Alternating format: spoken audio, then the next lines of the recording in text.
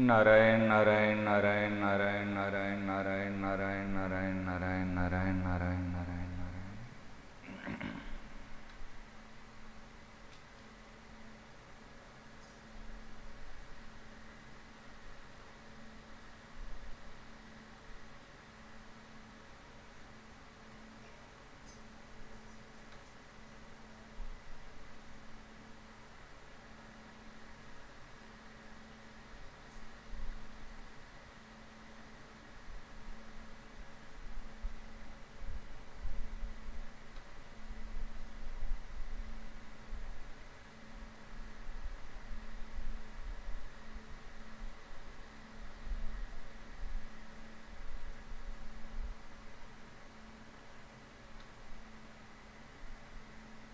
श्रद्धेय स्वामी जी महाराज की एक विलक्षण बात है और विलक्षण दृष्टिकोण है।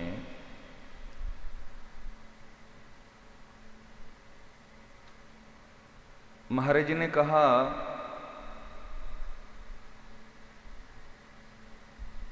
जो मुक्ति ये आगे चलकर होगी, कल्याण होगा, ऐसी बात नहीं है।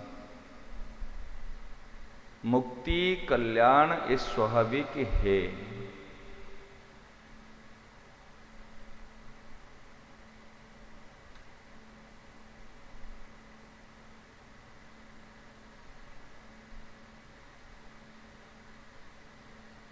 हमारा जो स्वरूप है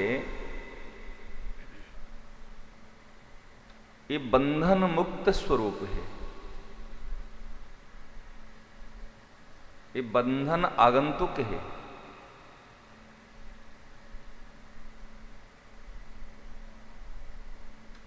शांति हमारा स्वरूप है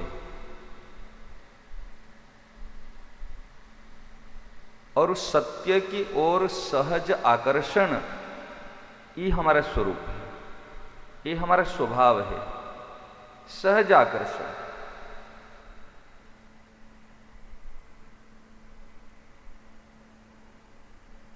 अभी संसार की ओर जो आकर्षण होता है ये सहज आकर्षण नहीं है। ये किसी विशेषता को देखकर हम आकर्षित हुए, रूप को देखकर आकर्षित हुए, आज गुण को देखकर आकर्षित हुए, कुछ परिस्थिति को देखकर आकर्षित हुए। ये सहज आकर्षण नहीं। परंतु ईश्वर की ओर जो हमारा आकर्षण है वो भले दिखता नहीं है, भले नहीं दिखता, लेकिन ये आकर्षण सहज है। ध्यान देना, बहुत मार्मिक बात है। महाराज श्री ने दूसरा अध्याय के 12वां, 13वां, 14वां, 15वां और 16वां दो 4 एक 5 श्लोक लिया। 11वां में तो है अशुच्यानन्व शोचस्त्वम प्रज्ञावादानुश्च भाषसे गतासुन अगतासुंश्च नानुशोचन्ति पंडिता। इसमें देह देही और दोनों का जो सारवाद नासतो विद्यते भाव में उसमें बताया है। नत्वे वाहम जातु नासम 12 नंबर है, दिहीनोस्मिन था देहे 13 नंबर है, मात्र स्पर्शस्तु कुंते 14 नंबर है, और यम ही न व्यथेन्ति एते ये 15 नंबर है, और नाशतु विद्यते भाव ये 16 नंबर है। ये क्रम महाराज जी ने बताया।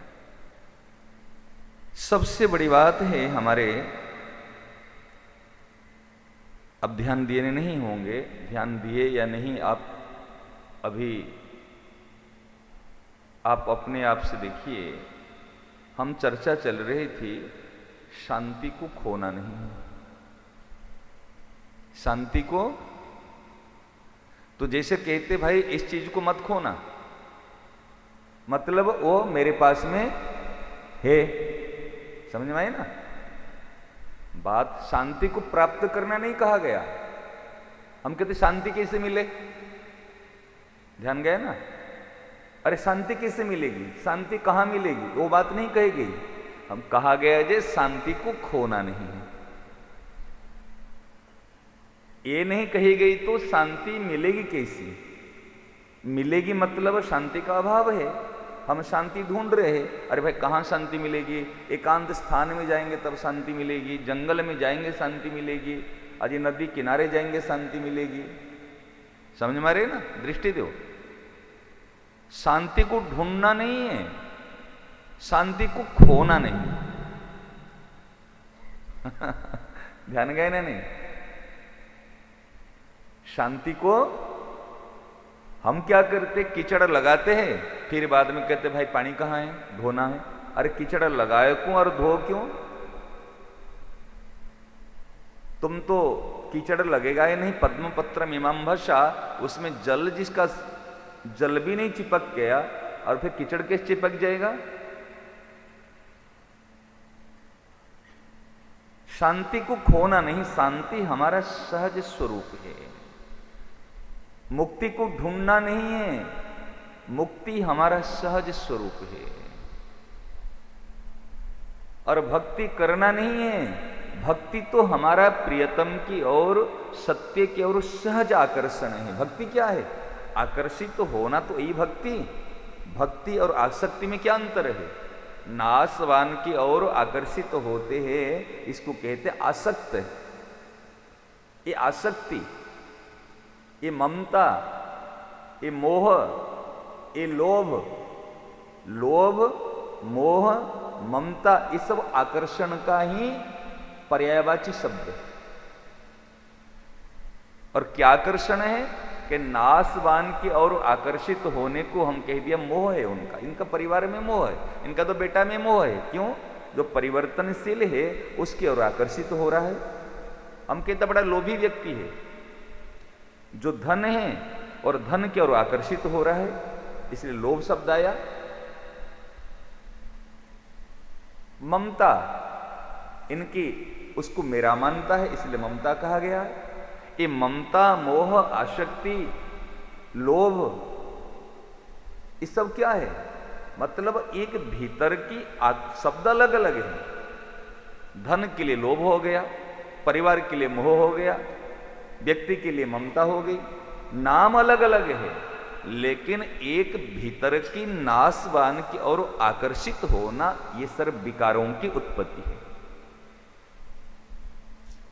वो जो भीतर आकर्षण यदि सत्य की ओर हो, वही भक्ति है, वही प्रीति है, वही रति है। नाम अलग अलग है। तो हमारा जो सहज आकर्षण, स्वाभाविक आकर्षण, जैसे दीप को प्रज्वलित करते हैं तो दीपक की जो शिखा है वो सहज रूप में आपको ऊपर की ओर, क्योंकि सूर्य का अंश होने के नाते वो सहज आकर्षण अपने अंशी की ओर। एक पत्थर फेंकते हैं, वो स्वाभाविक के नीचे की ओर आता है, क्योंकि उनका सहज आकर्षण धरती की ओर। इस प्रकार ईश्वर का अंश होने के नाते हमारा सहज आकर्षण, भले कितने दबाव, कितनी परिस्थितियां आ जाए, कितनी कुछ आ जाए, कोई परिस्थिति, कोई अवस्था, कोई समय और कोई भी हमारा सहज आकर्षण को रोक नहीं सकते। अगर हमारा सहज आकर्षण को रोक ले तो फिर वो तो बलवान हो जाते। तो रुका हुआ क्यों लगता है?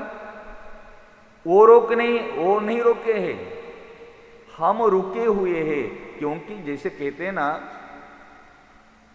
ये उपनिषद में बात आती है, एक व्यक्ति ऊंट लेकर जा रहा था, तो जाते समय तो उन्होंने ऊंट को बांधने की जो रस्सी और खूंटा होता है, जहां भी रुकता है वो रस्सी लगा के खूंटे पे बांध देता है। तो रस्सी और खूंटा उनके कहीं रास्ता में खो गया, गिर गए वो कहीं पे। तो जाकर एक दुकानदार से पूछता है, अरे भैया मेरे को ऊंट बांधना है और मेरी रस्सी खो गई और वो खूंटा भी खो गया है, कोई एक रस्सी खूंटे की व्यवस्था तो कर दो। वो चाय दुकान कहता, भाई मेरे पास कहाँ से रस्सी खूंटा कहाँ से लाऊं? और ऊंट को बैठाना भी है और बांधना भी है, रात को विश्राम करना, कि कैसे करूं? बड़े परेशान रहा। का एक काम कर, चल मैं अभी ऊंट को बांध देता हूं। तो उन्होंने गया और उनके गले पे झूठे मूठे की जैसे रस्सी लगाता है वो, ऐसे गले में रस्सी को लगा, दे रस्सी बांधा, इसको खींचा और यहाँ पर खूंटा यूं यूं करके हाथोड़ा में लगाया, कुछ नहीं है ऐसे, केवल एक्शन एक्टिंग और किया और बांधा, बांध के कहता बैठ जा, और ऊंट बैठ गया। बैठने के बाद सुबह वो व्यक्ति जाता है, नारायण नारायण नारायण नारायण,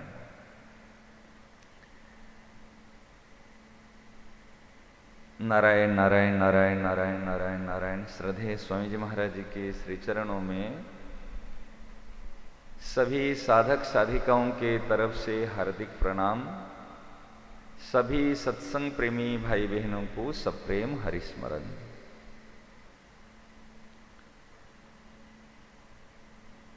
श्रद्धेय स्वामी जी महाराज जी ने कहा, कल्याण और मुक्ति ये हमारा सहज स्वरूप है, बंधन ये आगंतुक है।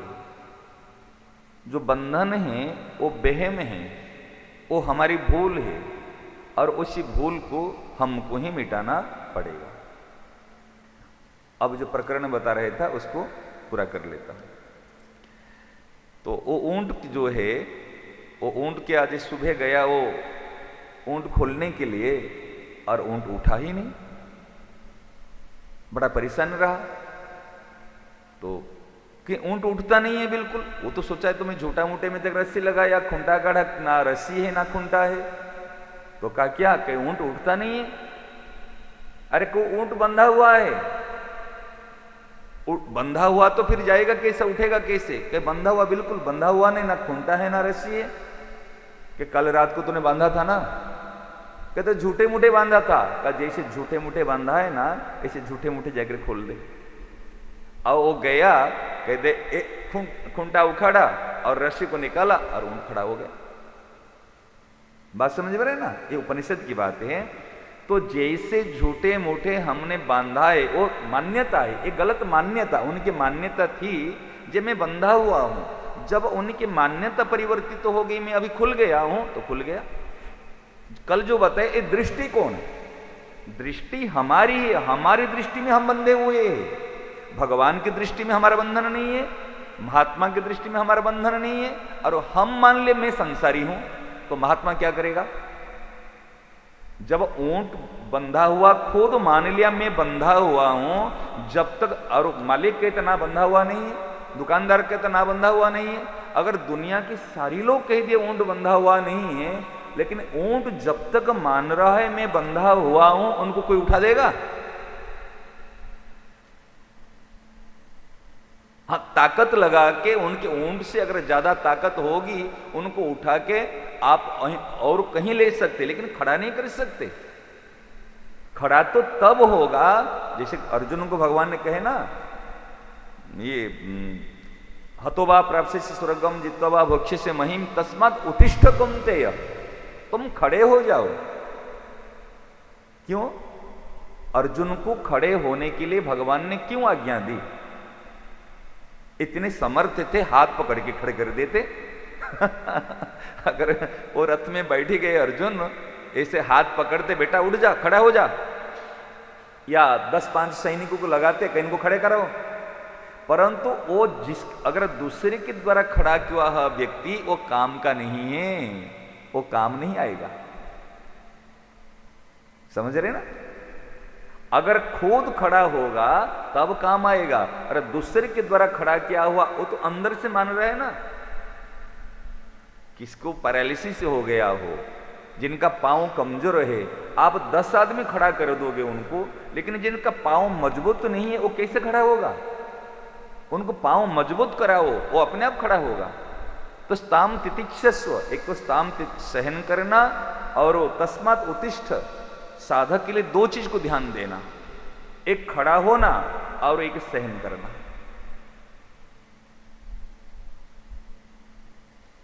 जो परिस्थितियां आती है, परिस्थिति से तुम सहन कर लो। आगमा पाइनो अनित्य, ये आने जाने वाले अनित्य है, इसको देखकर घबराओ मत। बंधन आगंतुक है, बंधन काल्पनिक है, बंधन मन का देह में है।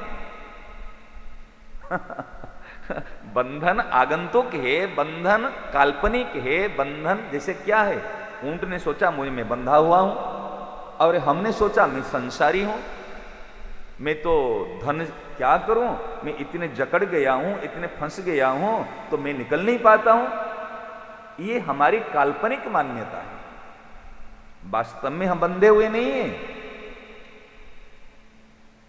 ये सत्संग से, संत महापुरुषों की संग से ये केवल दृष्टि जाती है, और दृष्टि जाते ही हमारा असली स्वरूप और असली ज्ञान ये प्रकट होता है, और उस समय में हम बिल्कुल ऐसे निर्भीक हो जाते हैं, निश्चिंत हो जाते हैं, और वो शांति जो शांति में है वो शांति प्रकट होती है। शांति तो है, शांति को हमने खो दिए।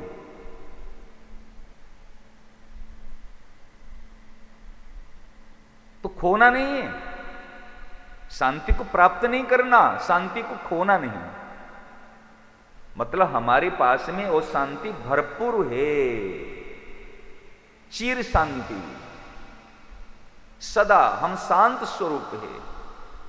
और जैसे बैठोगे अपना एक बार थोड़ी देर आंख बंद करके या आंख खोल के बैठो, बस शांति, अपना घर शांताकारम, भगवान का जो स्वरूप है शांताकारम, भक्त का जो स्वरूप है वो शांताकारम, प्रत्येक जीव का, प्रत्येक मानव का जो स्वरूप है वो शांत स्वरूप है, वो निर्लिप्त है। जैसे हमने इसको पकड़ा तो बंधन है, जब नहीं पकड़ा तो, कल बताया था ना, आज तक माया ने किसी को भी नहीं पकड़ा। संतों की वाणी में बात आती है, जे माया ने सबको पटकाया, यहां तक कि ब्रह्मा और महेश, यहां तक कि किसी को भी नहीं छोड़ा, माया ने सबको। लेकिन गहराई से देखा जाए, माया ने किसको पकड़ा? कल बताया ना, माया पतिव्रता है, माया मायापति की दासी है, सही ना? नहीं, जब माया मायापति की दासी है, माया कहती है मैं पतिव्रता हूं, मैं पति के अलावा दूसरी की ओर देखती नहीं हूं, लेकिन क्या करे, दूसरे लोग आकर मुझे पकड़ते हैं। मुझे पकड़ते, लेकिन पकड़ने के बाद में भी वो किसको नहीं पकड़ती, वो हाथ छुड़ा के निकल जाती है। जब हाथ छुड़ा के निकल जाती है, हम रोने लग जाते, अरे धन चला गया, पद चला गया, सम्मान चला गया, सब चला गया। अगर हमको पहले पता होता ये सब चलने वाले हैं, ये सब मिला हुआ लगता है, ये सब टिकने वाले नहीं है, तो इतना दुखी क्यों होते हम? क्योंकि मेरे को तो देखो, माया के लिए जो कहते हैं, माया को जो दोष देते हैं ना, कलियुग को दोष देते हैं, माया को दोष देते हैं, समय को दोष देते हैं, भगवान को दोष देते हैं, एक कंप्लेन करना छोड़ दो। जो अच्छे पुरुष होते हैं, जो साधक होते हैं, वो कंप्लेन नहीं करते। आप भागवत में सुने होंगे, कलियुग आकर कितने उत्पात मचाया। जो धर्मरूपी बेल है और उनके एक पांव में खड़ा है, और वो आकर कलियुग एक राजा का रूप धारण करके उनको प्रताड़ित कर रहे हैं। परीक्षित जी महाराज ने प्रश्न किया, धर्म जे इस प्रकार अवस्था किसने की? धर्म ने, धर्मरूपी बेल ने कभी नहीं कहा जे ये कलियुग ने मुझे इस प्रकार किया। तो उनको समझने के लिए देर नहीं लगी जे ये धर्म ही है, क्योंकि जो धर्म का स्वरूप होता है वो कभी किसी को दोषी नहीं मानता। जो साधक का स्वरूप होता है ये धर्म स्वरूप, सत्य स्वरूप।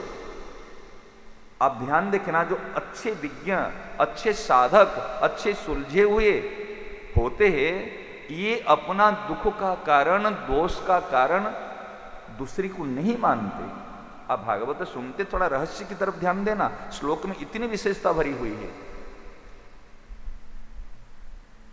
अगर किसी ने दोष किया और किसी ने दोष का कारण दूसरे को माना, एक श्लोक आया है, जे परीक्षित जी महाराज जी कहते हैं, कहे आप लगता है आप स्वयं धर्म ही हो, आप स्वयं धर्म ही हो, क्योंकि धर्म के हुए बिना आपकी इस प्रकार बात नहीं निकलेगी। आप दूसरे को दोष देखते नहीं है, देते नहीं है। तो इस प्रकार साधक का होना चाहिए, कंप्लेन कंप्लेन कंप्लेन हमारी एक आदत पड़ चुकी है। देखो, एक कंप्लेन का फल है अशांति। मेरी एक हाथ जोड़ के बात कहता हूं, प्रैक्टिकल बातें है। अब जहां रहते हो ना, उसी परिस्थिति में पहले कंप्लेन करना छोड़ दो। शिकायत, पत्नी के नाम पर कंप्लेन, पति के नाम पर कंप्लेन, बेटे के नाम पर कंप्लेन, केवल कंप्लेन कंप्लेन कंप्लेन।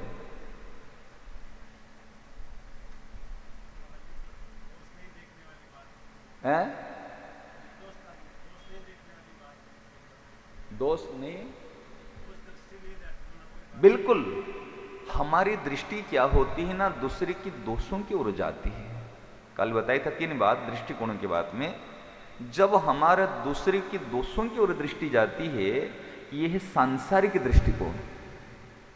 एक साधक की दृष्टिकोण होता है अपनी कमी की तरफ दृष्टि जाती है, मेरी कमी कहां है, इसको कहते हैं आत्मनिरीक्षण। समझ रहे ना। और एक भक्त की दृष्टि जाती है भगवान की ओर। कुछ भी मांगना है तो मैं भगवान से मांगू, भगवान से कहूं। और एक उपासक प्रेमी की दृष्टि जाती है भगवान की कृपा की ओर, केवल भगवान की कृपा। तत्तेनुकंपां सुसमीक्षमाणो, ब्रह्मा जी ने कहा ना, केवल कृपा की ओर देखता रहे। ये उपासक की दृष्टिकोण, ये प्रेमियों की दृष्टिकोण। उनकी दृष्टि ना संसार में है, ना अपने में है, ना भगवान से कुछ मांगने में है, केवल भगवत कृपा में है, केवल कृपामय है। कृपा ही केवलम, कृपा ही केवलम। कृपा के अलावा और कुछ नहीं दिखता। तो आज जो प्रकरण चला उसमें 14 नंबर श्लोक में बताए, मात्रा स्पर्शास्तु कौन्तेय शीतोष्म सुख दुखदा आगमापायिन अनित्या स्ताम तितिक्षस्व। ये जो आने जाने वाली है ये अनित्य है। इसके लिए क्या उपाय है? क्या केवल सहन करना। विश्व में सर्वोपरि शक्ति क्या है?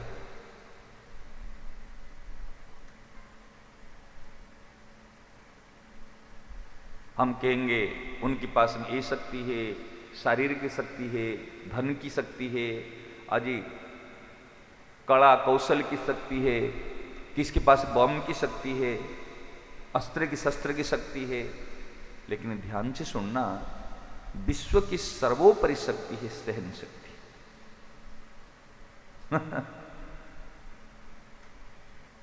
विश्व की सर्वोपरि शक्ति है सहन शक्ति। और जिसके अंदर सहन शक्ति जितनी अंश में ज्यादा है, वो इतनी अंश में महान हो जाता है। भगवान के पास में सहन शक्ति के कारण नाम पड़ा भगवान। अगर भगवान से सहन शक्ति को हटा देंगे तो भगवान नहीं बन सकते। अगर संतों में से सहन शक्ति को हटा दोगे, वो संतों का चोला है, वो संत नहीं है।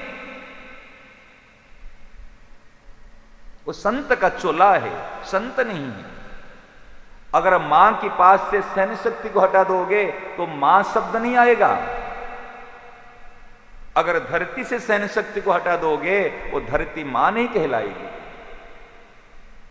हम किसको प्रणाम करते हैं?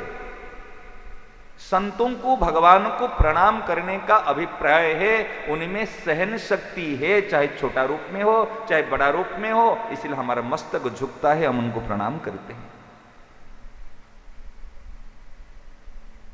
नहीं तो और कोई बात नहीं है। अगर सर्वगुण है सहन शक्ति नहीं है, वो अधूरा है। अगर कोई गुण नहीं है लेकिन सहन शक्ति है, वो पूर्ण है।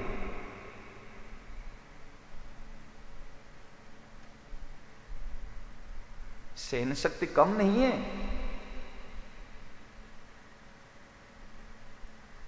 भागवत में भी बात आई है, गीता में भी बात आई है। तितिक्षवः, तितिक्षा माने सहन करना।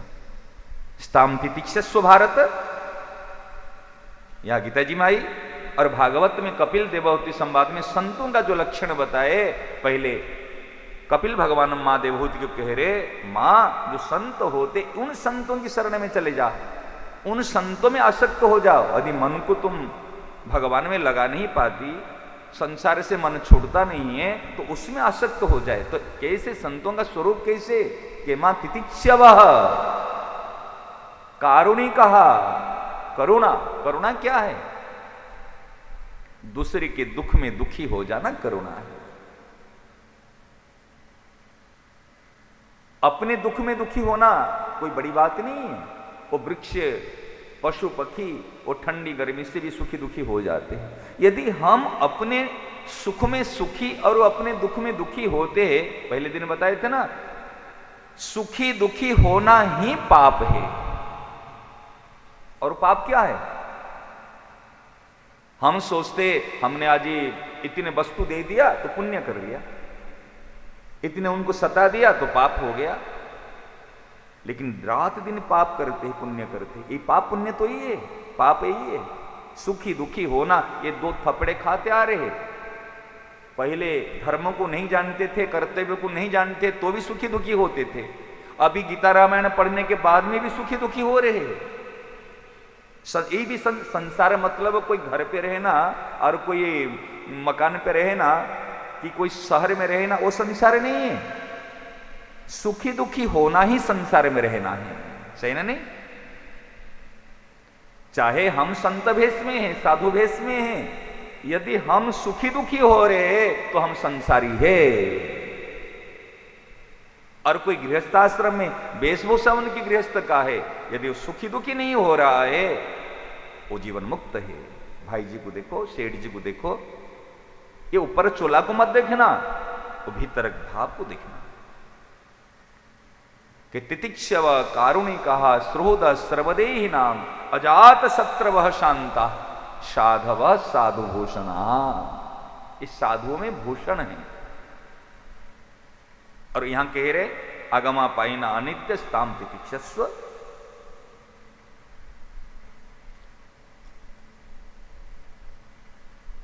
सहन कर लो। फिर 15 नंबर श्लोक में बता रहे यम ही न व्यथयंती एते, एते न व्यथयंती।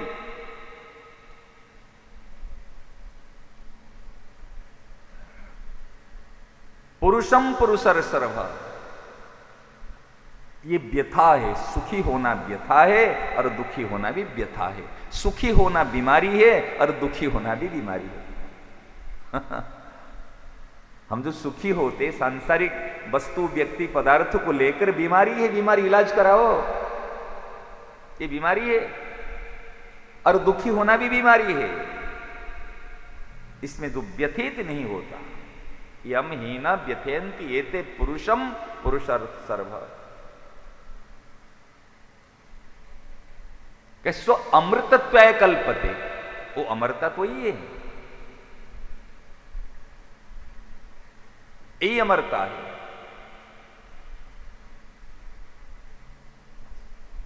इसलिए व्यथा नहीं होनी चाहिए। और व्यथा कब नहीं होगी? जब अपने ध्यान दे। कल चर्चा चली थी सहज सुख राशि। जब हम अपने में सुख का अभाव मानते हैं तो सुख के लिए प्रयत्न करते हैं, प्रयास करते हैं, सही ना? नहीं, जब अपने आप को मानते हैं मेरे पेट में अन्न नहीं है, क्षुधा का अनुभव करते हैं तो भोजन के लिए मन से और तन से प्रयास करते हैं। क्षुधा का अनुभव से हम भोजन के लिए, प्यास के अनुभव से जल के लिए, अभाव का अनुभूति होती है तब तो फिर हम प्रयास करते हैं। और जिसको अभाव का अनुभूति नहीं होगा, तृप्ति का अनुभूति होगा। और तृप्त कौन है? यस्त्वात्मरतिरेव स्यात् आत्मतृप्तश्च मानवः आत्मनेव च संतुष्टः तस्य कार्यं न विद्यते। आत्मरति, आत्मतृप्ति और आत्मसंतुष्टि, तीन बातें। और जब तक रति, हम किसको रति करते हैं? हम रति संसार में रति करते हैं। जो परिवर्तनशील है उसमें हमारी रति माने सहज आकर्षण, जो कि सहज आकर्षण हो नहीं सकता। हमारी रति आत्मरति है। आप देखो ना, कोई अगर किसको डंडा मारने के लिए जाएगा, हर व्यक्ति अपने आप को प्रेम करता है, इसलिए अपने शरीर को बचाने के लिए दूसरे को छोड़ के भाग जाता है। एक आत्मरति और आत्मतृप्ति, जब अपने आप में रहेंगे तृप्त, सहज सुख, भले ऊपर से कुछ भी करेगा, लेकिन आत्मरति और आत्मतृप्ति और आत्मसंतुष्टि। देखो, हम तो अगर लगता है ऐसी बात, ये बात हर बच्चों के दिमाग में आ जाए, हर यंगस्टर, हर युवाओं के दिमाग में आ जाए, जे अंदर से मैं अपने आप को प्रेम करता हूं, कि जो ईश्वर है, मैं जिनका अंश है, मैं अंशी को प्रेम करता हूं। ये रति, प्रीति और संतुष्टि, एक तृप्ति। अभाव होने से हम कोई चीज को चाहते हैं ना, कोई तृप्त है तो क्या चाहेगा? जो संतुष्ट है, संतोष रूपी धन जिसको मिला है, वो दूसरी धन तुच्छ समान, कोई धन है ही नहीं। सबसे बड़ा धन है तो संतोष धन, और वो संतुष्टि, मुझे कुछ नहीं चाहिए। लेकिन हमारे मन में मैं ये बन जाऊं, ये कर लूं, ये हो जाए, ये हो जाए, इसका अर्थ अभाव का अनुभव हो रहा है। अभाव का अनुभव हो रहा है मतलब अभी सच्चा ज्ञान नहीं मिला है, सच्ची दृष्टि नहीं मिली है। क्या सही ना? नहीं। अगर अभाव का अभी अनुभव हो रहा है तो सच्ची दृष्टि नहीं मिली है और सच्चा ज्ञान नहीं मिला है। वो दृष्टि आ जाए, वो ज्ञान आ जाए तो कहां जाओगे? बस तृप्त, आत्मरति, आत्मतृप्ति और आत्मसंतुष्टि। तो फिर कहेंगे आत्मरति, तृप्ति, संतुष्टि होने के बाद में फिर हम क्या व्यापार कर पाएंगे? क्या हम नौकरी कर पाएंगे? अरे व्यापार नौकरी इतने बढ़िया तरीका से करोगे, और अभी जैसे कर रहे हैं ना, और उस समय में जैसे मैं अंदर से एक उदाहरण देता हूं, मुझे भी भूख है और मैं कमजोर हूं।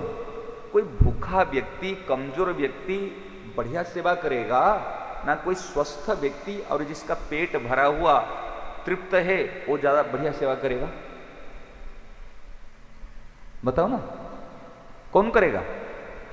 जो तृप्त है और स्वस्थ है वो सेवा तो कर सकता है ना, लेकिन आप तो अतृप्त और कमजोर, तो क्या सेवा होगी?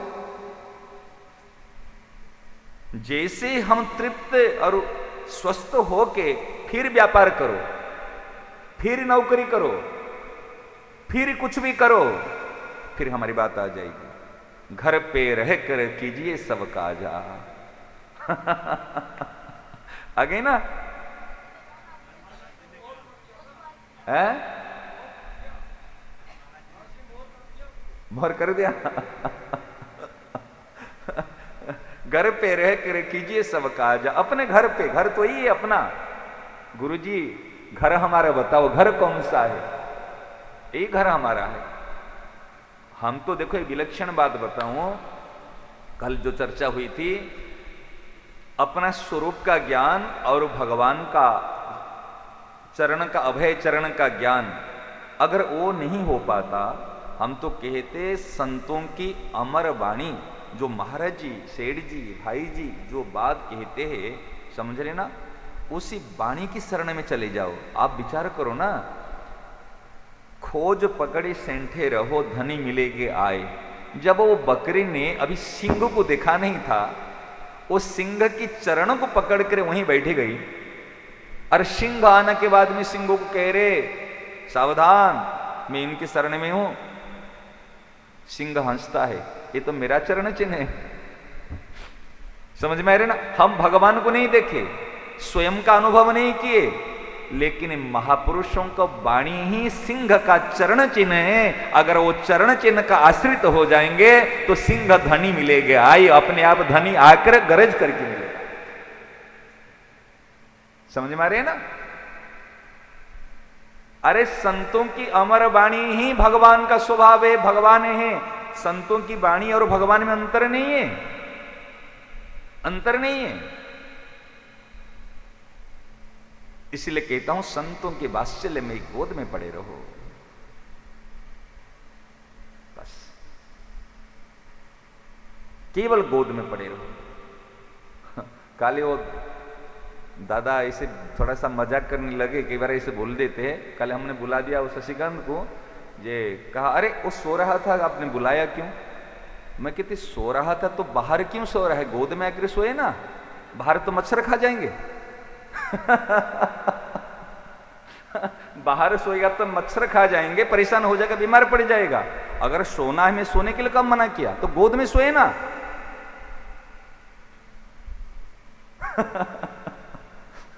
तो सोने के लिए मना नहीं, गोद में सोओगे तो मां ध्यान रखेगी, मां मच्छर उड़ाएगी, मां तो अपने ढक के रखेगी मेरा बेटा को मच्छर ना खा जाए। और बाहर सोएगे तो मच्छर भी खा लेंगे और परेशान भी हो जाओगे और बीमार पड़ जाओगे। तो कहने के तात्पर्य वही है, बस यम ही ना व्यथयंती एते, फिर व्यथा होगी क्या, फिर निश्चिंत होकर निर्भय होकर। देखो कृपा से ऐसी बात लगती है और ऐसी बात मिलती है, ये कोई भविष्य की बात नहीं और समय सापेक्ष की बात नहीं। यूं यूं यूं यूं क्षिप्रम भवति धर्मात्मा, केवल दृष्टि का बता नहीं, अनन्य दृष्टि योग, अनन्य दृष्टि योग। अरे चीज है। जब अनुभव होता है, हम जैसे 5 सूत्रों को बोलते हैं भोजन से पहले, आपको बता रहा हूं। ऐसे भोजन करने बैठो, जो हम कर रहे बता रहे,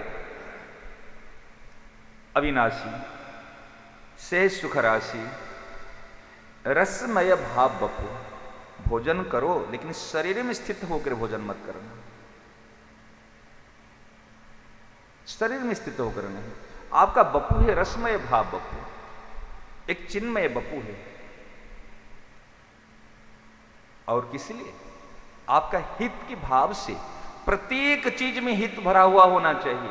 कुछ भी कर रहे हैं, मैं हित के लिए कर रहा हूं या अपने सुख के लिए कर रहा हूं। कल चली थी ना बात, व्यापार कर रहा हूं तो मैं हित के लिए कर रहा हूं ना अपने सुख के लिए कर रहा हूं। जहां अपने सुख के लिए है वहां बंधन हो जाएगा, वहां अशांति आएगी, कोई रोक नहीं सकता। जहां अगर भोजन करोगे सुख के लिए तो बंधन में आ जाएगा। कल अगर सुख नहीं मिलेगा तो चिल्लाओगे, आज ऐसे नहीं हुआ, ऐसे नहीं हुआ, ऐसे नहीं हुआ। हमको एक चीज का सावधान रखना है, अपना सुख के लिए कुछ भी नहीं करना, ना करना, ना जीना, ना दे, कुछ भी नहीं। हिते रता। और कैसे? हमारे बता, हमारा स्वरूप हित स्वरूप है। हमारा स्वरूप हित स्वरूप, जैसे इस सूर्य का स्वरूप प्रकाश स्वरूप है। सूर्य को प्रकाश देना नहीं होता, वो जहां जाते प्रकाश अपने आप निकलता है। ऐसे हमको हित करना नहीं है। देखो, परहित बश जिनके मन माही। अगर किसी के मन में हित का भाव है, तिन कहां जग दुर्लभ कछु नहीं। तो मन आपका है, आप मन नहीं हो। किसी के मन में यदि हित का भाव है, उसके लिए भी जगत में कुछ दुर्लभ नहीं है। अगर जो हित स्वरूप बन जाए, ध्यान गए ना तेरे? आज गिद्धराज के लिए बताए, क्योंकि उनके मन में हित का भाव था। सीता जी को रक्षा करने के लिए उन्होंने प्राण को आज ही उसमें माने कहते ना अपने आप को बलिदान दिए। मन में हित का भाव है और जिसका स्वयं हित स्वरूप मतलब उसको अलग से कुछ हित करना नहीं है, वो जहां भी जाएगा ना वो हित ही हित की किरणें ही निकलेगा। ऐसे हित हित ऐसे हित होगा तो फिर उसके लिए क्या है, कोई बंधन हो सकता है? मेरा कहने का तात्पर्य हम सेवा करके सेवा का अभिमान भी कर ले तो मैंने सेवा किया, लेकिन मैं सेवा करने की अभिमान नहीं करना। हमारा सेवा इस स्वरूप ऐसा बने, तीन स्वरूप है हमारा, सेवक का स्वरूप है, साधक का स्वरूप है और उपासक का स्वरूप है। पहले पिछली बार चर्चा हुई थी संगोष्ठी में, सेवक का स्वरूप समाज के लिए हम सेवक हैं, अपने लिए हम साधक हैं और प्रभु के लिए हम उपासक हैं।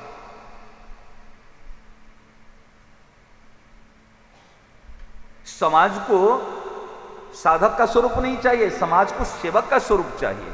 अगर कोई ज्ञानी है, निर्लिप्त है, बैठा हुआ है ध्यान में, संसार उसको पसंद नहीं करेगा। जो संसार के काम में आता है, संसार की सेवा करता है, संसार उसको पसंद करेगा।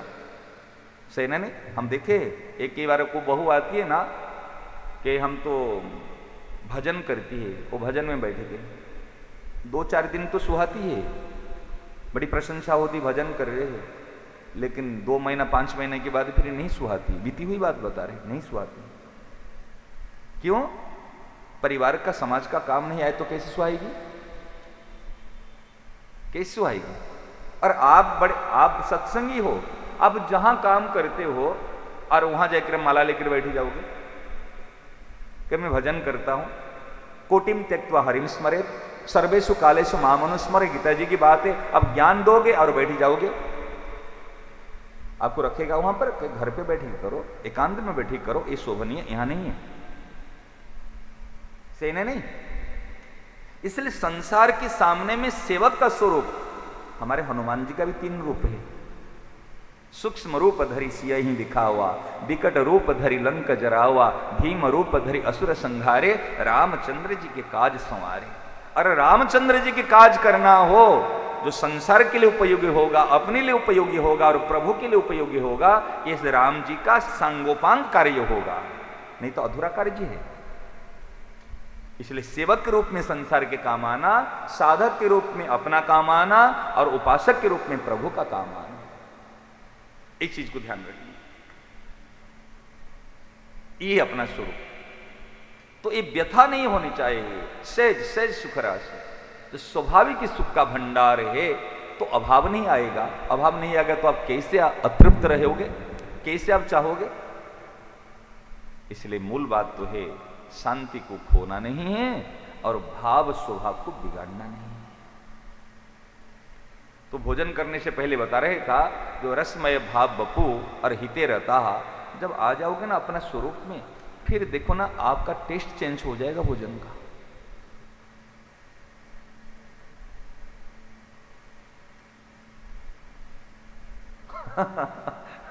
ठाकुर जी को भोग लगाए हैं और आप इस मंत्र को उच्चारण करके जैसे आप उसी में आकर भोजन करोगे तो आपको इस स्वाद नहीं आएगा। आपको ध्यान है ना, कोई बता रहे थे कि सेठ जी के पास में अगर कोई भोजन करता है वो भोजन का स्वाद नहीं आता। सेठ जी के पास में बैठ कर भोजन करने से भोजन का स्वाद नहीं आता, क्योंकि स्वाद दृष्टिकोण से भोजन नहीं करते थे। वो तो केवल पेट भरना है अपना निर्वाह मात्र के लिए। तो सेठ जी महापुरुष के पास में अगर बैठ कर भोजन करते तो स्वाद नहीं है। किसने कहा कि आज तो सेठ जी के पास में भोजन करे? कहना ना आज मैं सेठ जी पास में नहीं करूंगा। क्या क्यों? क्या बैठेंगे तो कुछ खा रहे, क्या खा रहे क्या नहीं खा रहे कुछ पता नहीं चलता, स्वाद नहीं आता वहां खाने बैठ के पाने से। तो इस प्रकार जो स्वाद होता है ना, ये तो स्वाद से बंध जाते हैं जब ठाकुर जी को भोग लगा के और उसी भाव से प्रसाद पाओगे, एक चिन्मयता आती है। और जैसा भोजन करोगे ऐसा मन बनेगा, जैसा खाओगे अन्न ऐसा। अब मैं तो कहता हूं भोजन कम से कम 15 मिनट 20 मिनट घड़ी में अलार्म दे दो। भाई इतने कमाते हो, दौड़ धापड़ करके रात दिन पसीना खून पसीना से कर लेते हो, 15 भजन तो नहीं कर पाते, कोई बात नहीं। भजन अगर कर नहीं पाए तो शांति से कोई बात नहीं। हे अन्नदाता, कम से कम शांति से तो इतने कमाते हो, 15 मिनट तो शांति से बैठ कर भोजन तो कर लो। ठाकुर जी को भोग धराया हुआ चुप रहना और चबा चबा कर भगवान का नाम लेके मजे से 15-20 मिनट का भोजन कर लो, देखना आपका मन शांत हो जाएगा। जिस दिन भोजन करना आ जाएगा प्रेम से, फिर भजन करना भी आ जाएगा। ये तो कर लो। नारायण नारायण नारायण नारायण। रसमय भाव बपू, घनिष्ठ संबंधानुभूति। चौथा है हमारे उनके साथ में घनिष्ठ संबंध है, ये अनुभव करना, अनुभूति। फिर भी तेरा, हाँ बोलो, समय हो गया शायद ज्यादा। हाँ नारायण नारायण, आज आपको थोड़ा जल्दी जाना है। ओहो, 6:30 हो गए, चलिए इसलिए हम लोग कीर्तन कर लेंगे। हाँ ठीक है, ऐसा लग रहा तो। और कल सुबह की प्रार्थना शांतम में है 5 बजे, और वहीं जो उत्सव के रूप में साधु सिंह का प्राकट्य दिवस में, तो वहीं पे तो कल सुबह की प्रार्थना वहीं रहेगी। कल शाम का सत्र में थोड़ा ये ध्यान रखें, माता बहनें और भाई लोग थोड़ा पीछे बैठ जाएं। कल बच्चों का सत्र साथ में रहेगा, तो आगे वाली जगह खाली रहे, ऐसा तो बच्चे आएंगे तो वो आगे बैठ जाएंगे। 4 बजे का सत्र ऐसा रहेगा। नारायण नारायण। ये महाराज जी को कहीं जाना है तो अगर आप ऐसा लगता है, बाकी हम लोग कीर्तन करके 15 मिनट कीर्तन करके फिर सत्र की समाप्ति।